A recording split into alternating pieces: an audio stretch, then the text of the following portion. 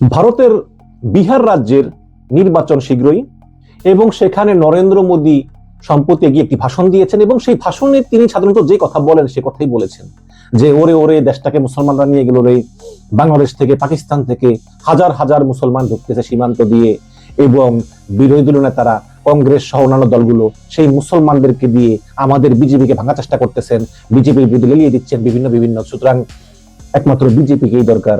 যদি বিজেপি ক্ষমতা ছাড়া হয়ে যায় তাহলে এই ভারতটাকে মুসলমানরা নিয়ে নিবে, হিন্দুদের কোনো অধিকার থাকবে না। মানে যা যা বলেন আর কি, সাম্প্রদায়িক একজন নেতা কি বলতে পারেন। তো এরপরই গর্জে উঠেছেন ভারতের আরেক এমপি, AIMIM প্রধান আসাদুদ্দিন ওয়াইসি। আপনারা সবাই তাকে চিনেন। এখানে যদি আমি যুগান্তর থেকে পড়ি যে বিহারের আসন্ন নির্বাচন প্রচারণা তুঙ্গে উঠেছে, অভিযোগ আর পাল্টা অভিযোগে সরগরম রাজনৈতিক অঙ্গন। এরই মধ্যে প্রধান আলোচ্য বিষয় উঠেছে বাংলাদেশি অনুপ্রবেশকারী ইস্যুতে। এই ইস্যুতে প্রধানমন্ত্রী নরেন্দ্র মোদীর বক্তব্যকে সরাসরি খণ্ডন করে পাল্টা আক্রমণ করেছেন AIMIM প্রধান আসাদুদ্দিন ওয়াইসি। গত সপ্তাহে পূর্ণি এক সমাবেশে প্রধানমন্ত্রী নরেন্দ্র মোদী অভিযোগ করেছিলেন যে কংগ্রেস ও RJD বিহারে অনুপ্রবেশকারীদেরকে আশ্রয় দিচ্ছে। এর জবাবে আসাদুদ্দিন ওয়াইসি বলেন যে বিহারে কোনো বাংলাদেশি নেই, বিশেষ করে সীমান্তাঞ্চলে যেখানে তার দল আগে নির্বাচনে ভালো ফল পেয়েছিল সেখানে কোনো বাংলাদেশি নেই। এবং এই আসাদুদ্দিন ওয়াইসি বলেন যে মোদিজি কথায় কথায় বলেন বিহারে বাংলাদেশি আছে। আমি স্পষ্ট করে বলতে চাই, মোদিজি, বিহারে কোনো বাংলাদেশি নেই, বিশেষ করে এই সীমাঞ্চল এলাকায় নেই। কিন্তু একজন বাংলাদেশি দিল্লিতে আছে, বাংলাদেশ থেকে আসা আপনার এক বোন দিল্লিতে আছে, আপনি তাকে বিহারে পাঠিয়ে দেন, আমরা সেই বিহার থেকে তাকে বাংলাদেশে নামিয়ে দিয়ে আসব। দেখুন কি অপমান, কি কটাক্ষ। মানে শেখ হাসিনা পালিয়ে গিয়েও তার অপমান কিন্তু থেমে নেই। এবং এটা সত্য যে এই আসাদুদ্দিন ওয়াইসি সরাসরি শেখ হাসিনার দিকে ইঙ্গিত করেছেন, যিনি 5ই আগস্ট পালিয়ে এসে ভারতের রাজধানী দিল্লিতে এখন পর্যন্ত বসবাস করতেছেন। এবং এই আসাদুদ্দিন ওয়াইসি তিনি এর আগেও অনেকবার সমালোচনা করেছেন যে কেন যেই নেত্রী তার নিজ দেশে গণহত্যা করে পালিয়ে এসেছে তাকে আমরা আশ্রয় দিয়েছি, তাকে আমরা আশ্রয় দিয়ে পুরো বাংলাদেশটাকে আমাদের শত্রু বানিয়েছি, আমাদের কি দরকার, আমাদের কি স্বার্থ। তিনি কিন্তু অনেকবার সমালোচনা করেছেন। এই আসাদুদ্দিন ওয়াইসি তিনি লোকসভার একজন প্রভাবশালী এমপি এবং তিনি হচ্ছেন সর্বভারতীয় মজলিস-ই-ইত্তেহাদুল মুসলিমিনের বর্তমান সভাপতি। খুবই উচ্চকণ্ঠ এবং সম্মানিত ব্যক্তি। তো দর্শক, এটা তো অবশ্যই কথা যে একটা রাষ্ট্রের সঙ্গে রাষ্ট্রের সম্পর্ক একজন ব্যক্তির কারণে ক্ষুণ্ণ হতে পারে না, বা তাই কিন্তু হয়েছে। ভারত বাংলাদেশের সঙ্গে সম্পর্ক করতে চায় না, যেটা বাংলাদেশ সরকারকে শুরু থেকেই অসহযোগিতা করে আসছে। যে ডক্টর ইউনূস জাতিসংঘে গিয়ে বলেছেন যে ভারত এই ছাত্র আন্দোলনের কারণে তারা রাগ হয়ে তারা আমার সঙ্গে সম্পর্ক রাখতেছে না, কারণ ছাত্র আন্দোলনের মাধ্যমে তাদের নেত্রী পালিয়ে গিয়েছে এবং তিনি প্রধান উপদেষ্টা হয়েছেন। তারা কিছু এটা মেনে নিতে পারতেছে না। কিন্তু তারপরেও একটা রাষ্ট্রের তো আসলে এগিয়ে যেতে হয়।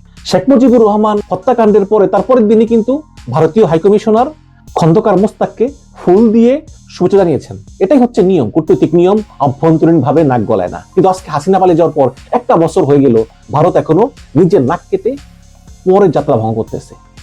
আজকে ভারতে যেই সমস্ত ব্যবসা বাণিজ্যগুলো বাংলাদেশ নির্ভর তারা পথে বসেছে। হ্যাঁ, ভারত অনেক বড় দেশ, তাদের তো কিছু যায় আসে না। কান্ট্রি ওয়াইজ যে একটা দেশ ওয়াইজ তারা বড় দেশ, কিছু যায় আসে না। কিন্তু যে পার্টিকুলার লোকগুলো, তাদের সংখ্যা 10,000, 20,000, 50,000 বা 1 লাখ হতে পারে, তারা বাংলাদেশের ট্যুরিস্ট এবং মেডিকেল বিভিন্ন পর্যটনের উপর নির্ভর করত এবং বাংলাদেশে আমদানি নির্ভর বিভিন্ন পণ্য উৎপাদন করত, তাদের এখন পথে বসার মতো অবস্থা, বিশেষ করে কলকাতায়। তো এইসব কারণেই আসলে কূটনীতিকদের মধ্যে আসলে দিনে দিনে ক্ষোভ বাড়তেছে এবং সমালোচনা করতেছেন এটা আগের চেয়ে বেশি, যে কেন ভারত একটা মানুষের জন্য প্রতিবেশীর সঙ্গে সম্পর্ক খারাপ করতেছে। এটা তো কোনো কূটনীতির ভাষা হতে পারে না। পৃথিবীর কোনো দেশে এরকম কূটনীতি নাই। সরকার কোনো পার্মানেন্ট জিনিস না, সরকার আসে সরকার যায়। হাসিনা ছিল, হাসিনা গেছে, মোদি আছে, মোদি যাবে, এটাই তো নিয়ম।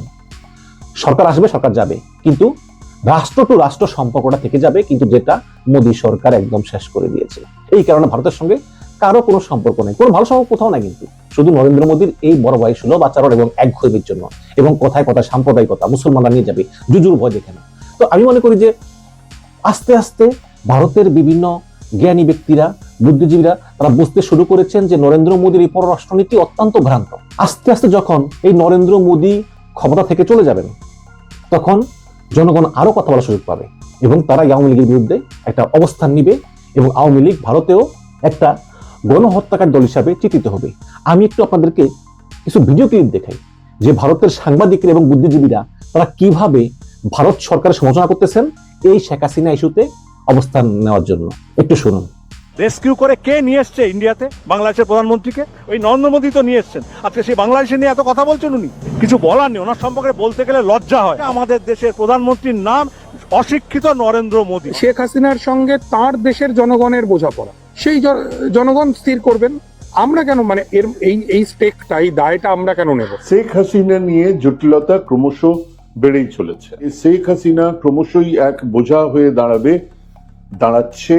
অন্যান্য গণহত্যাকারীরা বিভিন্ন জায়গায় পালিয়ে শেল্টার নিয়েছে, ভারতীয়রা চিরকালই তার নিন্দা জানিয়েছে, কিন্তু আজকের দিনে ভারতের চরিত্রটা একটু অন্যরকম। হাসিনার কি অবস্থা হয়েছিল, সেম অবস্থা হতে চলছে নরেন্দ্র মোদী। প্রতিবেশী বাংলাদেশের সঙ্গে, যাদের সঙ্গে আমার ঐতিহাসিক সম্পর্ক, সেই বাংলাদেশ আমার কাছে প্রিয় না, হাসিনা প্রিয় হয়ে গেল।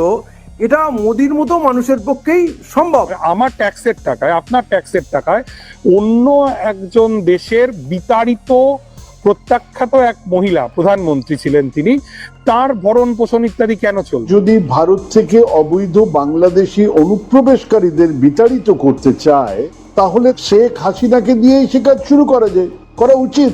আমরা আছে দুটো দেশের মধ্যে। হতাশ বিএনপি আনুষ্ঠানিকভাবে প্রকাশ্যে জনসম্মুখে ক্যামেরার সামনে সাংবাদিকদের সামনে একদম পোর লিডার স্বীকার করছে যে এই বিএনপি দিয়ে হবে না। এই বিএনপি জামাত শিবিরের সাথে কিছুতেই পারবে না। বিএনপি সংস্কার করতে হবে। এর মানে সংস্কার করতে পারবে না, এটা আমি নানান আলোচনায় বলেছি। বিএনপির পক্ষে ভালো হওয়া সম্ভব নয়। আর এই বিএনপি সেকেন্ডও হতে পারবে না। এরা মুসলিম লীগ এবং জাতীয় পার্টির চাইতেও করুণ পরিণতি ভোগ করবে। এই বিএনপি ভুয়া, এই বিএনপি ধৈঞ্চা, এই বিএনপি চান্দাবাজ, এই বিএনপি লুটপাটকারী, এই বিএনপি ধর্ষক, এই বিএনপি নারী নির্যাতনকারী, এই বিএনপি এতিমের ভাত চুরি করে খাওয়া পার্টি, এই বিএনপি কোরআন হাদিস বিরোধী, এই বিএনপি ইসলাম বিরোধী শক্তি, এই বিএনপি নেই, বিএনপি আওয়ামী লীগ, এই বিএনপি ভারতের দালাল। এরা যে পারবে না এটা আমরা বলছি অনেক আগে থেকে। ডাকসুর পর এখন উল্টাপাল্টা নানান তহমত দিয়ে যা করতে যায় সবকিছুতে ব্যর্থতা। এখন বিএনপি তাদের বোধোদয় হয়েছে, এখন বলছে যে না না এই বিএনপি দিয়ে হবে না। দেখেন তাদের স্বীকারোক্তিটা আমি শিরোনাম দিয়েছি একটু সিনথেসাইজ করে বা একটু সাজিয়ে। মূল কথা এটা, রাজনীতিতে একটা পরিবর্তন এসেছে, সেটা ধারণ করতে হবে। বিএনপিকে মানুষ একটি আদর্শিক দল হিসাবে দেখতে চায়। আমরা যদি সেটা ধারণ করতে না পারি, তাহলে এই বিএনপি দিয়ে দেশ গড়ে তোলা সম্ভব হবে না। এর মানে এই বিএনপি দিয়ে সম্ভব না, তাহলে দেশ গড়ে তুলবে কারা? জামাত শিবির। এই বিএনপি দিয়ে দেশ গড়ে তোলা সম্ভব হবে না। এর মানে বর্তমানে যে বিএনপি চলছে এটা দিয়ে হবে না, আদর্শিক হতে হবে। এই জায়গায় এই যে আদর্শিক মানুষ আদর্শিক দল হিসাবে দেখতে চায়। আচ্ছা, আপনি একটু ফাহাম আব্দুল সালামের লেখাগুলো পড়েন। ফাহাম আব্দুল সালামের কথা হচ্ছে ন্যারেটিভ ভুয়া, ন্যারেটিভ দিয়ে কিচ্ছু হয় না। আদর্শিক রাজনীতি ভুয়া। বিএনপির সাথে আদর্শিক রাজনীতির কোনো সম্পর্ক নাই। বিএনপি একটা পোস্ট ইডিওলজিক্যাল পার্টি। বিএনপি হচ্ছে আদর্শের ঊর্ধ্বে মধ্যমপন্থী সমস্যা সমাধানের দল। বিএনপির থিওরি দুইটা, গুড গভর্নেন্স আর অর্থনৈতিক সমৃদ্ধি।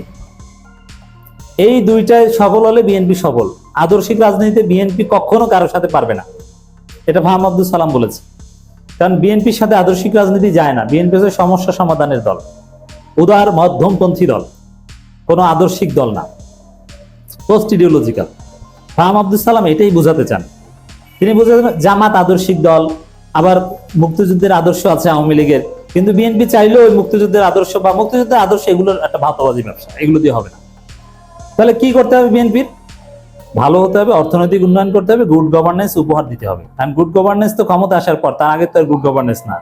এখন ভালো হতে হবে, চান্দাবাজি করা যাবে না, অর্থনৈতিক উন্নয়নের থিওরি, বেকারত্ব মুক্ত বাংলাদেশ গড়ার থিওরি, এগুলো দিতে হবে।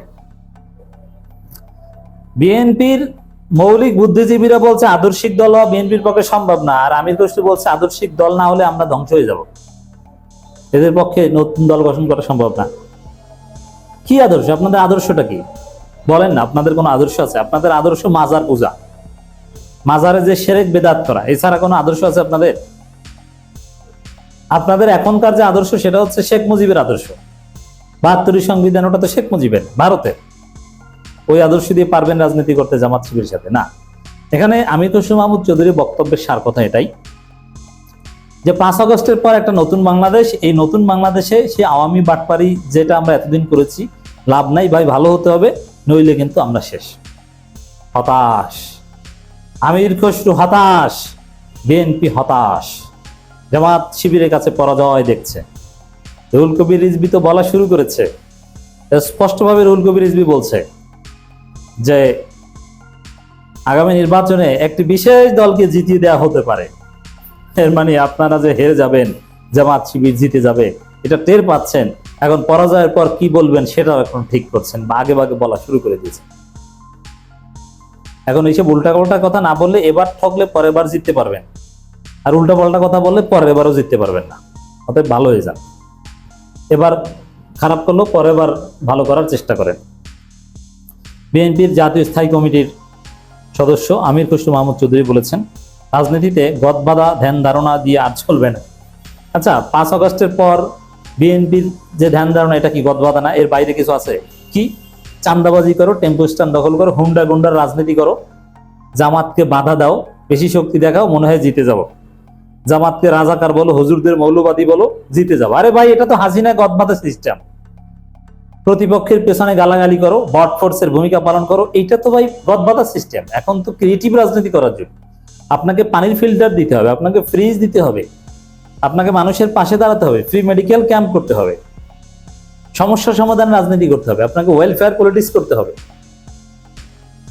এটা কি বিএনপি করছে? না। কি করছে তারা? যা করছে জামাত শিবিরের পিছনে লাগে।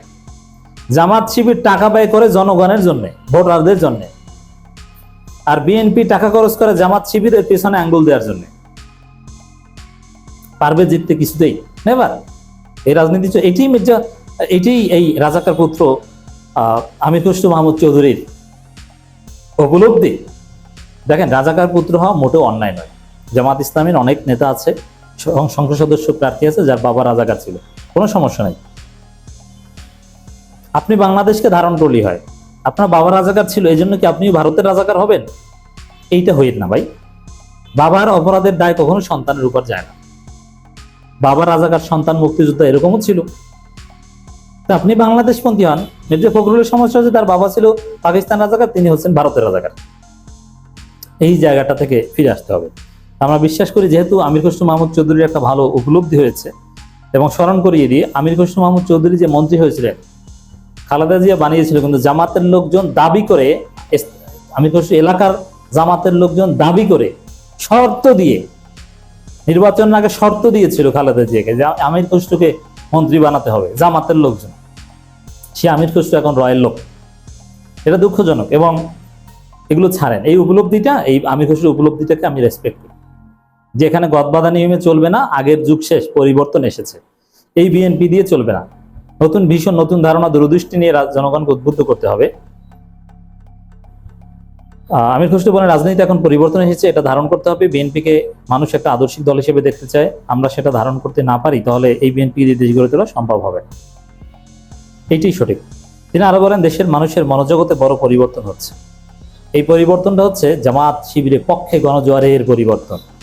দেখেন, জামাত শিবির এত দ্রুত, এত সফল হবে, এত বড় দল হবে, এটা that was unimaginable to all, even to me, even to আমিরে জামাত। বাট কিভাবে এটা সম্ভব হলো? বিএনপির ভুলের কারণে।